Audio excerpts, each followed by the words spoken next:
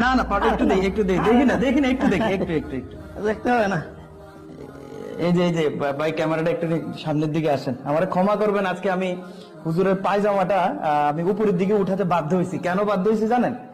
এই যে দেখতে পাচ্ছেন হুজুরের পা পুরো কালো হয়ে গেছে। আপনারা কি দেখতে পাচ্ছেন? আমি মুসলমানদেরকে বলছি, আপনারা কি দেখতে পাচ্ছেন? একজন মসজিদের মাওলানা, মানে কি বলবো, এখানে টাইলস নেই বলে এখানে ইটের কোনার গুতা লাগতে লাগতে নামাজ পড়াইতে এখানে মানে কি বলবো, রক্তক্ষরণের মতো অবস্থা হয়ে গেছে। বন্ধুরা, আপনারা আমার অনেক ভিডিও ভাইরাল করছেন, আপনারা আমার অনেক ভিডিও ভাইরাল করে অনেক সহায়তার হাত বাড়িয়ে দিয়েছেন। আজকে আমি আপনাদের কাছে আবারও এই ভিডিওটা ভাইরাল চাই। আপনারা একটা লাইক করে, একটা কমেন্ট করে, একটা শেয়ার করে এই ভিডিওটা এজন্য ভাইরাল করে দিবেন, যাতে আজকে আমি হুজুরের পায়ে রক্তক্ষরণের চিত্র দেখেছি, আগামী দিন যাতে আমার আর এই আল্লাহর ঘরে দাঁড়িয়ে এই হুজুরের পায়ে এই ধরনের রক্তক্ষরণ হবে